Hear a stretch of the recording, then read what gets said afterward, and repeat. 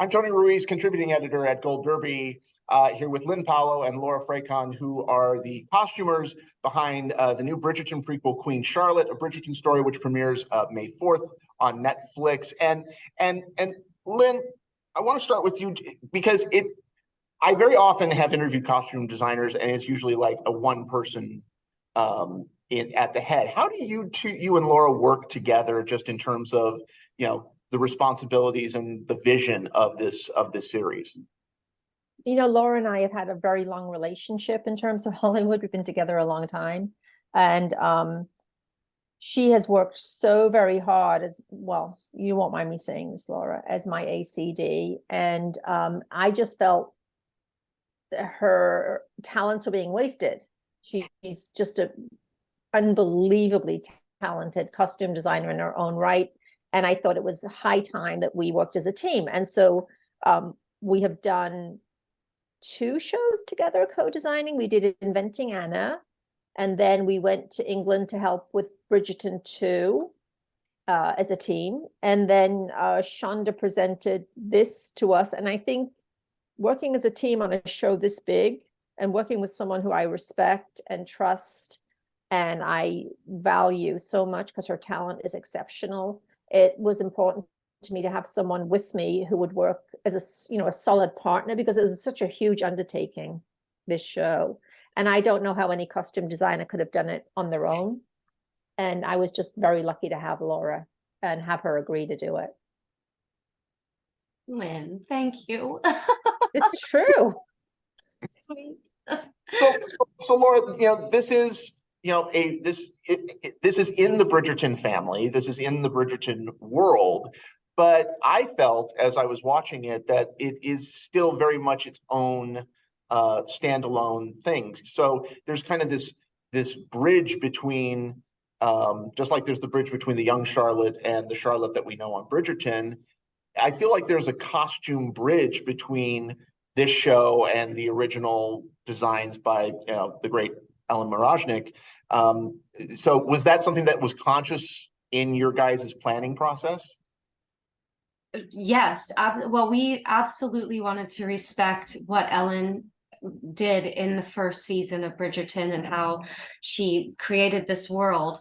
But we definitely also treated our show as its own thing. We're in a very different time period. We're in the 1760s versus the Regency. I mean, we do have the Regency period in our show, but ours was, Lyn and I both love, ours was set in the winter, and it was much darker time because there was a lot of mourning in our Regency period. So it's very different, yet we did want to tie to, as Lyn says, it's an origin story. So you have to get to the origin of Bridgerton, but we wanted to, we started in 1761, which is, our story.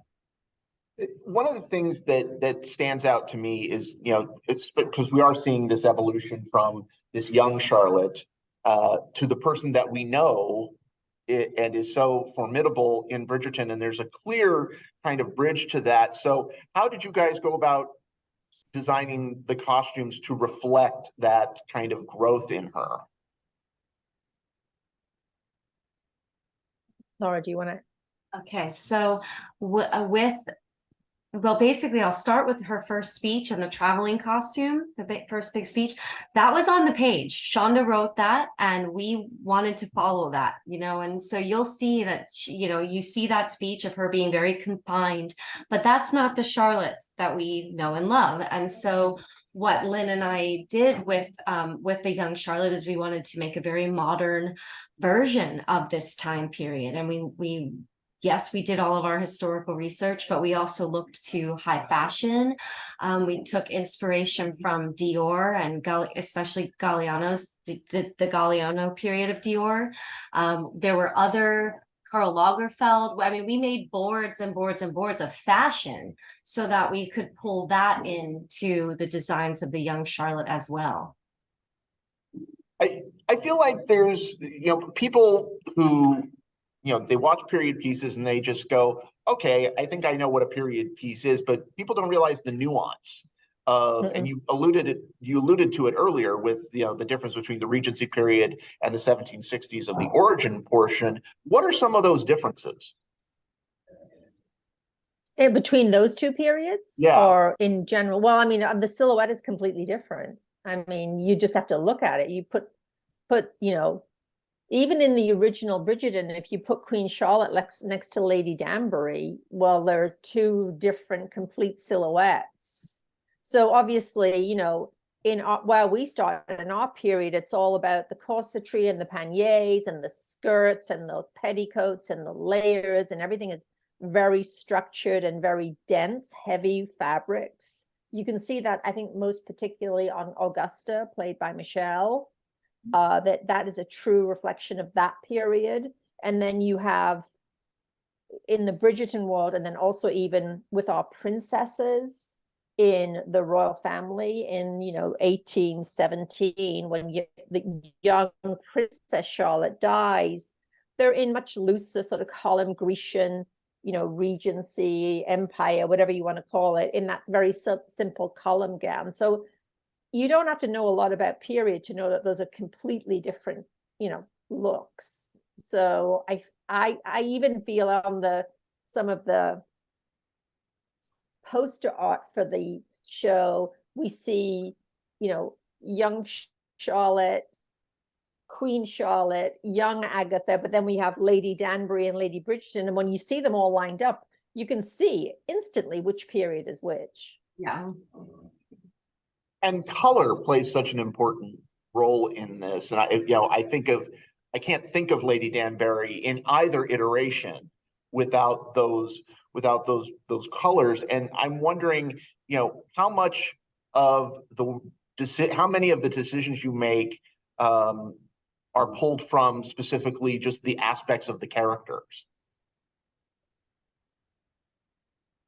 Well, I think, yeah. So as Laura said, this is an origin story, but within that origin story, Shonda was very specific on the page, and there are many discussions about color throughout the story. And there's this whole thing where Agatha talks about, my husband always wanted me in gold.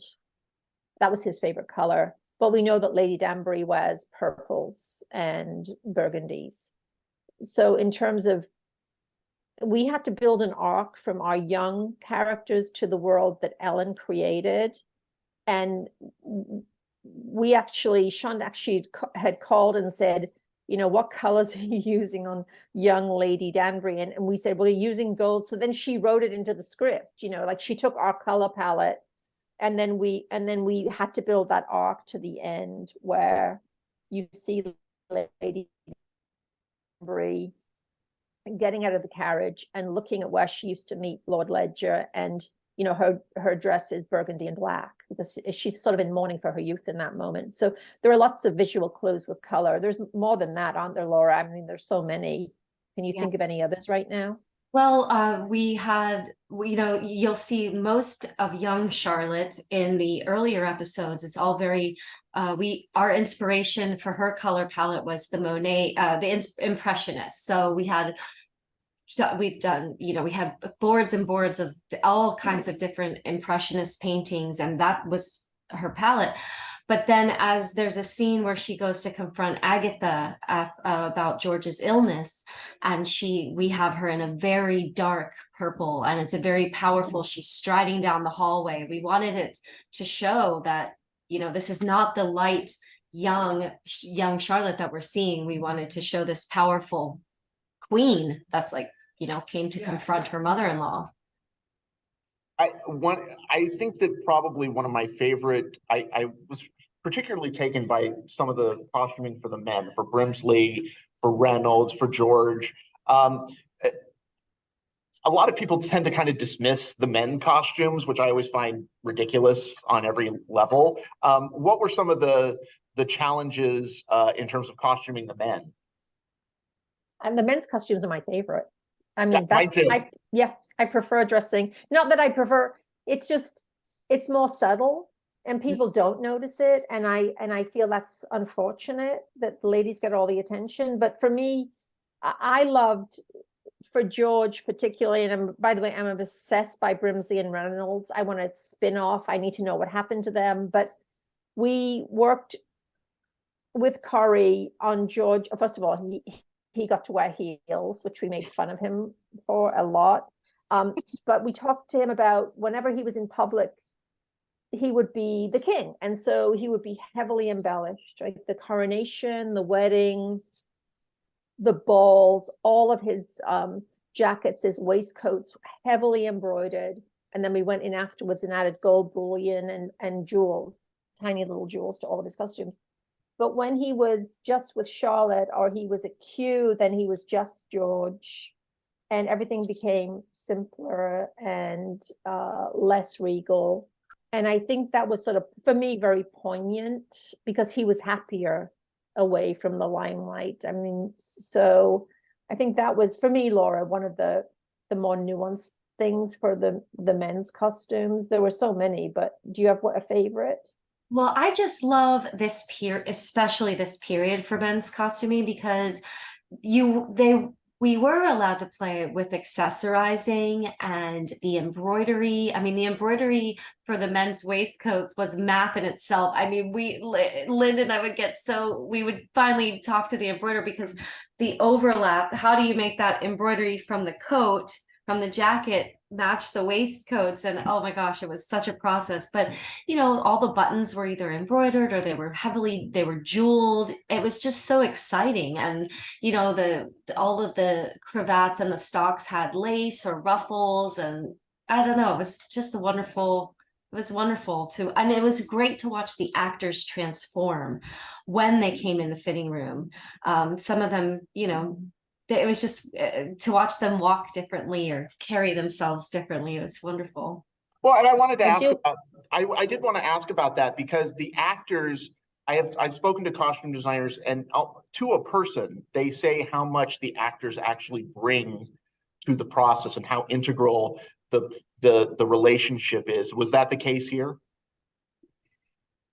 I mean, I think costume design is all about collaboration and making your actor feel like they're walking in the shoes of the other human being. And the best compliment you can have in a fitting room, which is my favorite place to be, is to have an actor turn to you and say, this is it. You know, you've done the work for me. I've had actors turn to me and say, you've done the work. I know who this person is now. And I think, especially in a period drama, it's a little more complicated of a dance, because there are certain parameters that you have to, you know, maintain for the period, but you can also have nuance to that. And I think one example that relates back to the men's costumes is for Brimsley and Reynolds, we cast the buttons, didn't we, Laura? We had the buttons made for the costumes, and Brimsley's costume had George's insignia on the buttons, had Charlotte's insignia, and then Reynolds had George's. So even the little touches which the actors loved, it's like, I belong to George's house and I belong to, you know, there were subtle little things, but the actors loved them. Yeah. Well, I can't wait to see where this goes. Congratulations, everybody. Go to goldderby.com, make your predictions, and stay tuned for more interviews. Thank you so much. Take care of yourself. Thank you so much. Bye-bye.